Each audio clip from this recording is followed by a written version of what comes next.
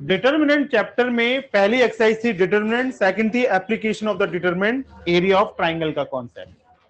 अब मुझे सीखना है एडजॉइंट ऑफ ए और देन उसके बाद इनवर्स, और ये दोनों चीजें सीखने से पहले मुझे समझना पड़ेगा माइनस। माइनस को हम एम आई जे से डिनोट करते हैं। माइनर होता क्या है, किसी भी स्क्वायर मैट्रिक्स में जितने भी एलिमेंट्स होते हैं हर एलिमेंट का एक माइनर जरूर होता है। और माइनर कैसे मिलता है, जब उस एलिमेंट जिसका भी हम माइनर निकाल रहे हैं वो जिस रो जिस कॉलम में आता है उसको डिलीट कर दीजिए।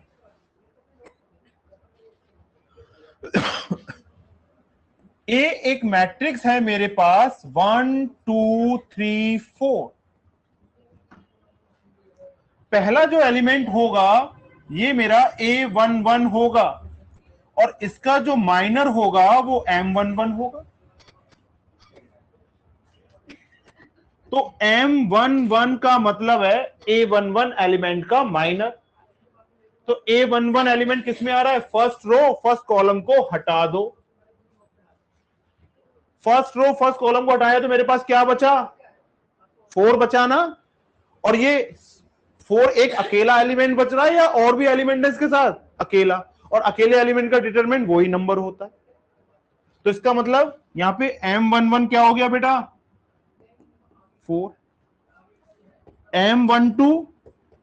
M12 का मतलब फर्स्ट रो सेकंड कॉलम। तो ये लो जी, फर्स्ट रो सेकंड कॉलम को ड्रॉप डाउन किया, हटाया तो क्या बचा, 3 बचा। तो 3 आ गया। M21 का मतलब second row first column, second row को हटाया और फर्स्ट कॉलम को हटाया तो क्या बचा बेटा, 2 बचा। M22 second row second column को हटा दिया तो क्या बचा, 1 बचा। तो मैं आपको यह समझाना चाह रहा हूं कि स्क्वायर मैट्रिक्स में हर एलिमेंट का माइनर होता है। माइनर को कैपिटल MIJ से डिनोट करते हैं।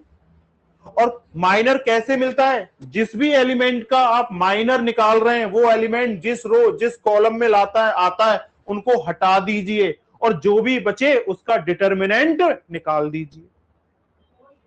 और आप अच्छी तरह से जानते हैं कि अगर कोई मैट्रिक्स 1 बाय 1 की है तो उसका डिटर्मिनेंट वो ही एलिमेंट होता है।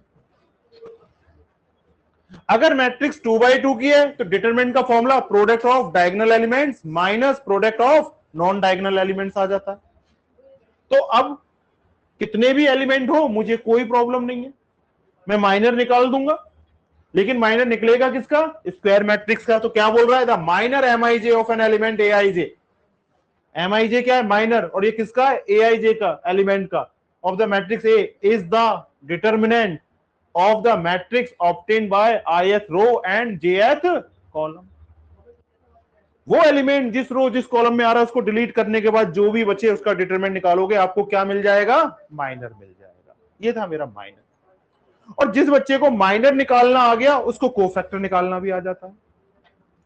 जिसको माइनर निकालना आ गया उसको कोफैक्टर भी निकालना आ जाता है। कोफैक्टर क्या होता है, AIJ, कैपिटल AIJ हर एलिमेंट का कोफैक्टर भी होता है, हर एलिमेंट का कोफैक्टर भी होता है। ठीक है, गिवन बाय AIJ, और क्या होता है, -1 I की power I plus J into MIJ। कैसे आता है मैं बता देता हूं, अब एक एग्जांपल के थ्रू आपको एक साथ एक्सप्लेन करूंगा सारी चीजें। एक मैट्रिक्स है मेरे पास 1 2 3 4 5 6 7 8 9। ये लीजिए,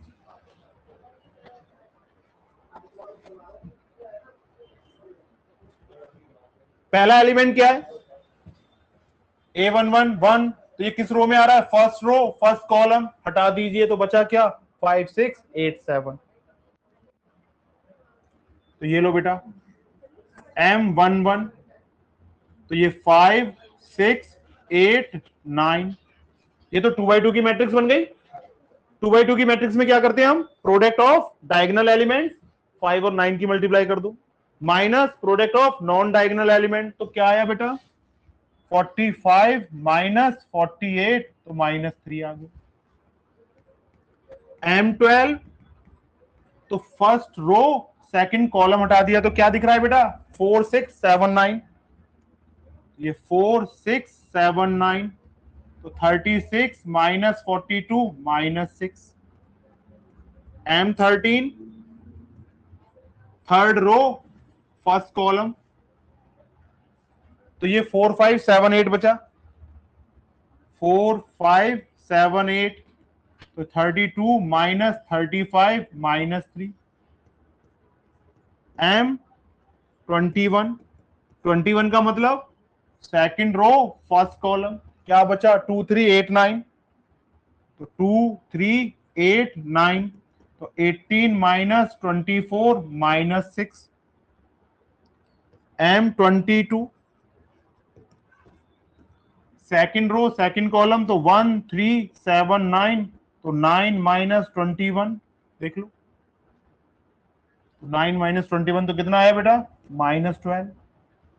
M23 तो सेकंड रो थर्ड कॉलम तो 1 2 8 7 7 8 तो 8 माइनस 14 तो -6। M31 का मतलब बेटा थर्ड रो फर्स्ट कॉलम तो 2 3 5 6 12 minus 15 -3। M32 third row second column 1 3 4 6 तो 6 माइनस 12 -6 और लास्ट वाला क्या आ गया बेटा M33 third row third column तो 1 2 4 5 तो 5 माइनस 8 -3। ये था मेरा माइनर्स निकालने का तरीका। माइनर्स किसके निकलेंगे स्क्वायर मैट्रिक्स से, और हर एलिमेंट के माइनर्स होते हैं, इस तरीके से माइनर निकलते हैं। अब कोफैक्टर, कोफैक्टर का जो फॉर्मूला होता है उसको समझिए। AIJ -1 की पावर I प्लस J और MIJ। अगर आपको माइनर्स निकालने नहीं आते हैं तो आपसे कोफैक्टर नहीं निकलेंगे। और मैथ में जो लैंग्वेज होती है वो बड़ी भारी भरकम सी होती है। लैंग्वेज के हिसाब से मैथ को समझो तो ऐसा लगता है पता नहीं क्या कहना चाह रहा है, और अगर मीनिंग के हिसाब से बात करो, उसके मीनिंग को समझ लो तो कहोगे ये तो कुछ भी नहीं था। हर माइनर किसी ना किसी रो में किसी ना किसी कॉलम में आएगा। तो यहां पे ध्यान रखना, अगर I प्लस J का सम इवन है, don't change the sign of minor.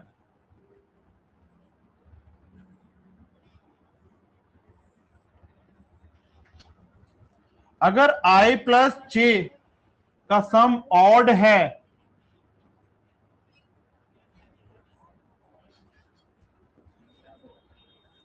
Sign of minor to get cofactor. I plus J का सम अगर इवन है तो माइनर का साइन चेंज मत करना, और I प्लस J का सम अगर ऑड है तो माइनर का साइन चेंज कर देना, आपको कोफैक्टर मिल जाएंगे। M11 का कोफैक्टर A11 होगा, ये I ये J। 1 प्लस 1 कितना होता है 2। 2 एक इवन नंबर है या ऑड नंबर है, तो इवन के केस में माइनर का साइन चेंज नहीं करना। तो यहां माइनर कितना था तो इसको -3 ही लिख दो। A12 अब बताओ, I हो गया 1 J हो गया 2, तो 1 प्लस 2 का सम 3। 3 एक ऑड नंबर है, तो जब भी I प्लस J का सम ऑड आएगा तो आप क्या करेंगे माइनर का साइन चेंज कर देंगे।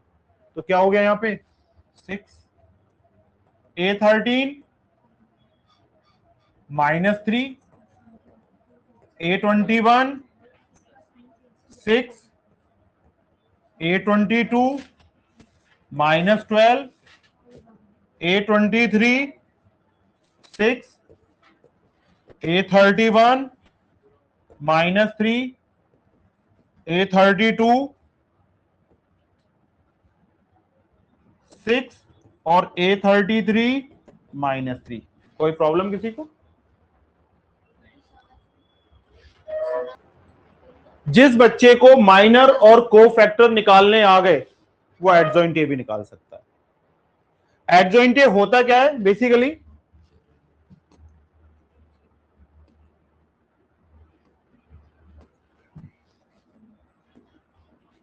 Adjoint of A equal to A11, A12, A13, A21, A22, A23 और A31, A32, A33 का ट्रांसपोज। जब आप किसी भी मैट्रिक्स के एलिमेंट्स को उनके कोफैक्टर से रिप्लेस करोगे तो जो नई मैट्रिक्स बनेगी उसका ट्रांसपोज करोगे तो आपको एडजॉइंट ए मिल जाएगा। क्या मिल जाएगा? Adjoint A. कब मिलेगा एडजॉइंट ए? जब आपने एलिमेंट A1 को उसके कोफैक्टर कैपिटल A11 से रिप्लेस कर दिया, A12 को A12 से रिप्लेस कर दिया, A13 को कैपिटल A13 से। इस तरह से हर एलिमेंट को हटा के मैंने किससे रिप्लेस कर दिया? उसके कोफैक्टर से। और फिर क्या कर दिया मैंने? उसका ट्रांसपोज। तो क्या मिल गया मुझे? एडजॉइंट ए मिल गया। और एडजॉइंट ए ही मुझे जरूरत पड़ती है इनवर्स निकालने में। किसमें? इनवर्स निकालने में।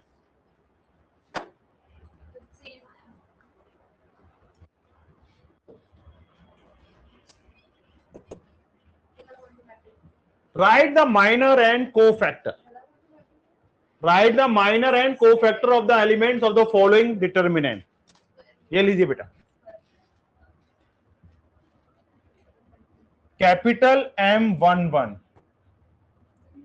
11 का मतलब फर्स्ट रो फर्स्ट कॉलम। देखो फर्स्ट रो फर्स्ट कॉलम को हटाया तो क्या बचा? 3।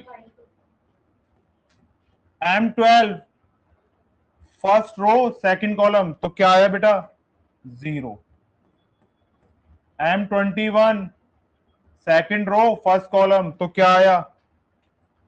-4। और M22 second row second column, ये लीजिए, ये क्या मिल गए मुझे? माइनर मिल चुके हैं। क्या मिल चुके हैं? माइनर। हर माइनर का कोफैक्टर होता है, ये लो, C11 3, C12 0, C21 4 और C22 2। ये लीजिए। तो ये पूछ रहा है minor and cofactor of the elements of the following determinant. इसने कहा है इस डिटरमिनेंट के माइनर और कोफैक्टर निकाल दीजिए। ये देखो बेटा, M11 कितना आया? जल्दी बोलो, डायरेक्ट निकालना है। फर्स्ट रो फर्स्ट कॉलम हटाया तो ये बचा। प्रोडक्ट ऑफ डायगोनल एलिमेंट्स तो 10 minus -1, 10 + 1 11। M12 first row second column तो क्या बचा? 3 - 1 0 और 2 तो 6 - 0 6। M13 क्या आया हमारा बेटा? फर्स्ट रो थर्ड कॉलम तो 3 - 0 3। M21 second row first column तो ये 0 4 1 2 तो 0 -4 -4। M22 second row second column 2 - 0 तो 2 आ गया। और M23 third second row third column तो ये 1 - 0। और M31 third row first column तो 0 - 20 -20। M32 सेकंड रो वो थर्ड रो सेकंड कॉलम तो -1 -12 तो -13। और M33 third row third column 5 - 0, ये लो जी 5 आ गया। M13 ठीक है। अब इधर देखो, C11 11, C12 -6, C13 3, C21 4, C22 2, C23 -1, C31 -20, C32 13 और C33 5। ये लो जी।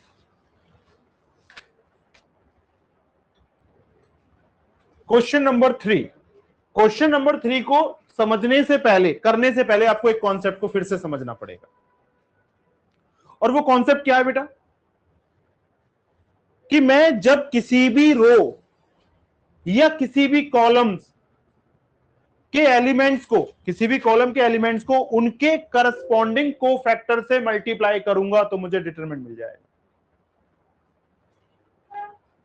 फिर समझिए, the sum of the elements when they multiplied with their cofactor, corresponding cofactor, then result is determinant of that matrix.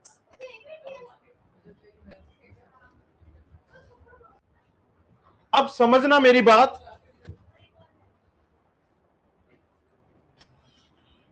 मैं ये कहना चाह रहा हूं कि जब किसी भी रो के एलिमेंट्स को उनके करस्पॉन्डिंग कोफैक्टर से मल्टीप्लाई करके प्लस करोगे, डिटरमिनेंट मिल जाएगा।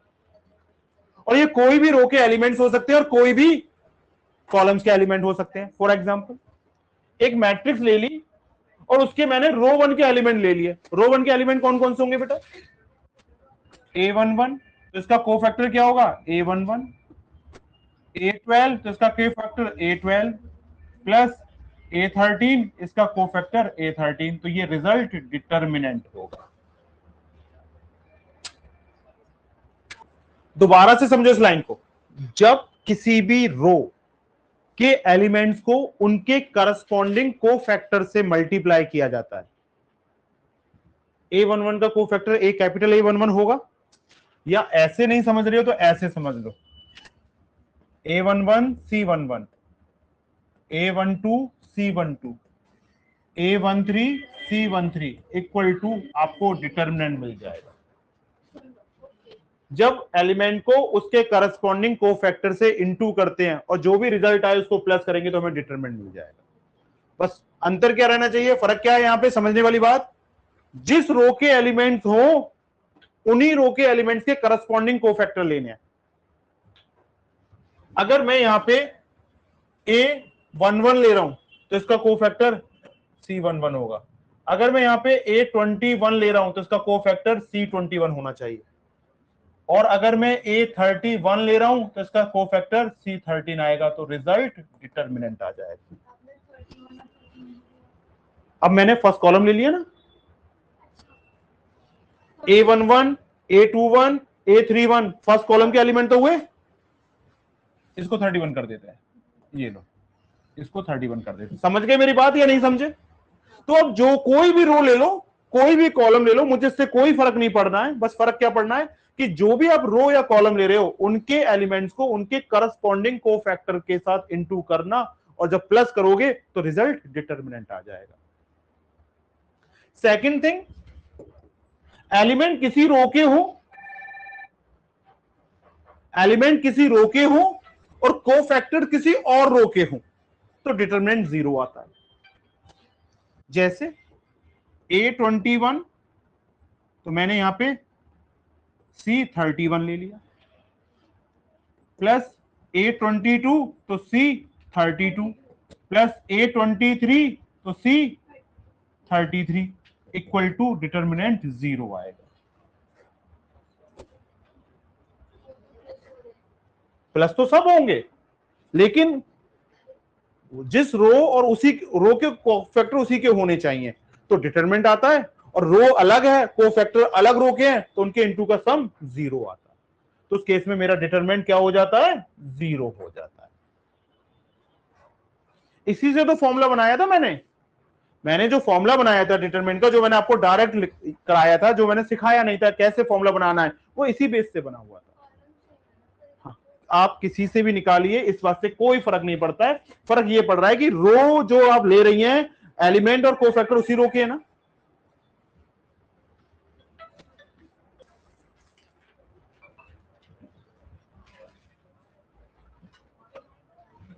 Using cofactor of elements of second row, किसकी बात कर रहा है? Second row.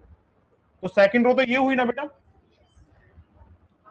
तो element of second row evaluate determinant निकाल लो। अब देखो A21 2 आ गया, A22 0 आ गया, और A23 1 आ गया।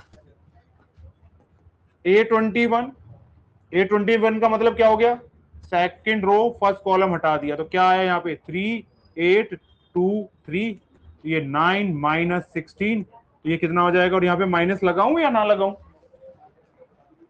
सामने माइनस क्यों लगा रहा हूं,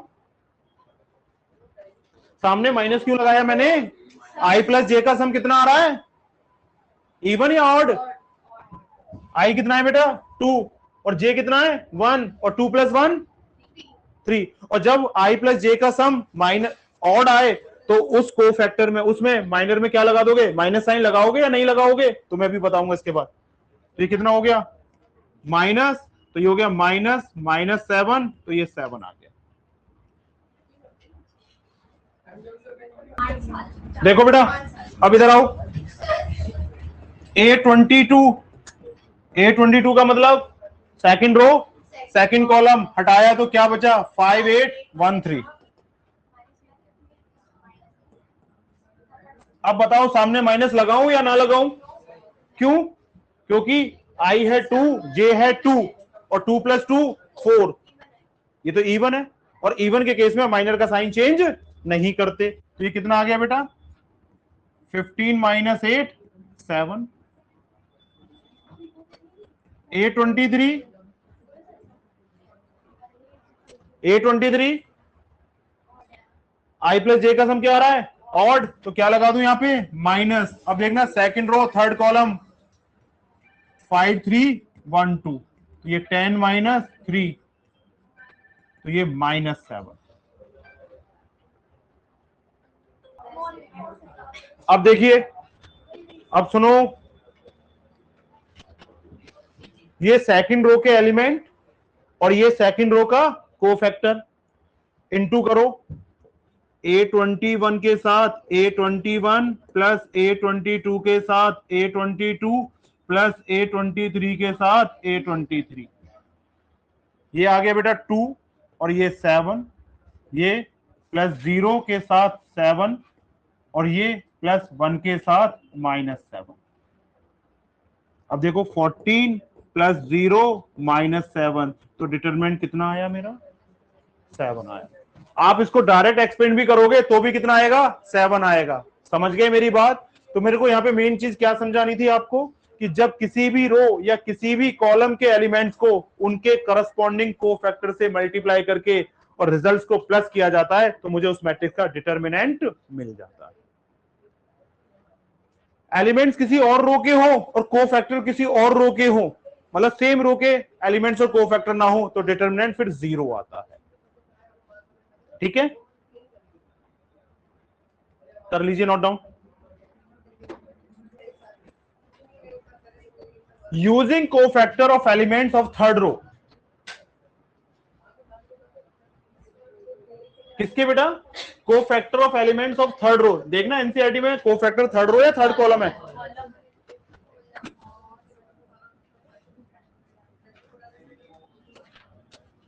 ये लीजिए। Using cofactors of elements of third column, अब ये डिटरमिनेंट निकालना है। ये लो जी, थर्ड कॉलम यही है ना, तो ये एलिमेंट किस पोजीशन पे रहेगा 13 A23 और A33। अब मुझे इनका क्या करना है, कोफैक्टर निकाल लें।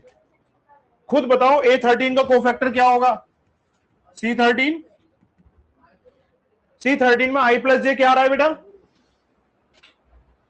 C13 में आई प्लस जे का सम इवन या ऑड, और इवन के केस में माइनर का साइन चेंज करूं नहीं, तो क्या रहेगा यहां पे, तो ये हो गया मेरा फर्स्ट रो थर्ड कॉलम, तो 1 Y 1 Z। C23 second row third column, second row third column, तो 1 X 1 Z।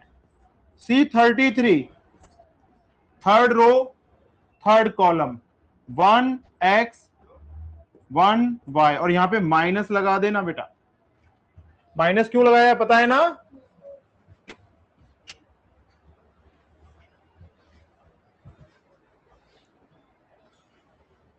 क्यों? क्योंकि i प्लस j का सम ऑड आ रहा है। अब यहां पे क्या होता है कि ये तो मैंने आपको कोफैक्टर अलग निकाल के दिखा दिए।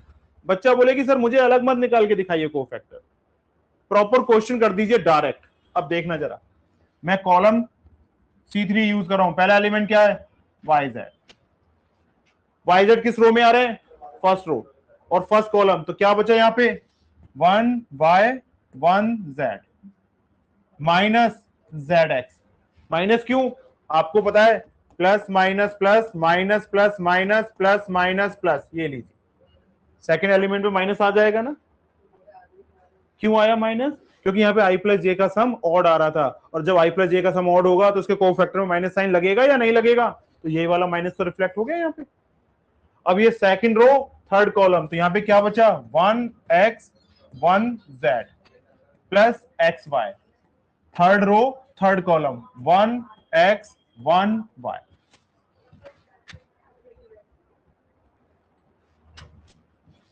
y z के साथ z minus Y minus Z X के साथ z minus X plus X Y के साथ y माइनस एक्स।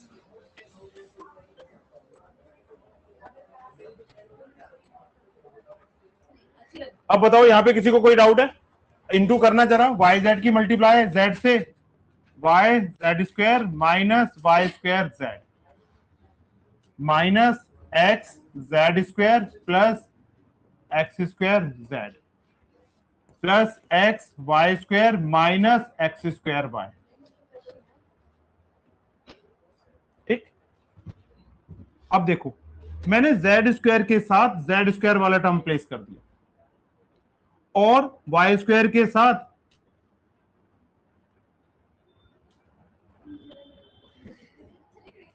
लो अभी कर देते हैं। ये देखो, ये दोनों एक साथ प्लेस कर दिए। देखना इन दोनों से क्या कॉमन आ रहा है? इन दोनों से जेड स्क्वायर, और ये क्या हो गया? Y minus X. और इन दोनों से क्या कॉमन आ रहा है बेटा? प्लस जेड, तो ये X square minus Y square. और इन दोनों से बेटा X Y Y minus X. अब ये हो गया मेरा जेड स्क्वायर माइनस, तो ये एक्स माइनस वाई, और ये माइनस कॉम जेड, और ये एक्स माइनस वाई, और ये एक्स प्लस वाई, और यहां से मैंने माइनस कॉमन ले लिया, तो ये एक्स वाई और ये एक्स माइनस वाई। इस क्वेश्चन में रीग्रुपिंग ही मेन इंपॉर्टेंट पार्ट है। कैसे? वाई जेड स्क्वायर के साथ मैंने एक्स जेड स्क्वायर रखा और इन दोनों से जेड स्क्वायर कॉमन ले लिया, और ये हो गया मेरा, यहां पे बचा y, यहां पे बचा माइनस एक्स, और इन दोनों से मैंने z कॉमन ले लिया, तो ये क्या बना? z कॉमन लिया X square minus Y square, और इन दोनों से एक्स वाई कॉमन ले लिया। लेकिन जनरली हम x माइनस वाई रखते हैं, पहले x रखते हैं फिर y रखते हैं। तो मैंने यहां से क्या किया? माइनस साइन कॉमन निकाला। जैसे ही माइनस साइन कॉमन निकालूंगा वेरिएबल के साइन चेंज हो जाएंगे। ये माइनस जेड स्क्वायर, ये एक्स माइनस वाई, इसको मैंने फॉर्मूला लगा दिया A square minus B square X minus Y X plus Y, और इसमें मैंने यहाँ पे माइनस कॉमन ले लिया एक्स माइनस वाई, तो ये एक्स माइनस वाई। अब तीनों से देखना क्या कॉमन आ रहा है? एक्स माइनस वाई कॉमन आ गया। यहाँ पे minus Z square plus Z के साथ एक्स प्लस वाई और माइनस एक्स वाई, और ये एक्स माइनस वाई, और ये हो गया Z square plus X Z plus Y Z और माइनस एक्स वाई।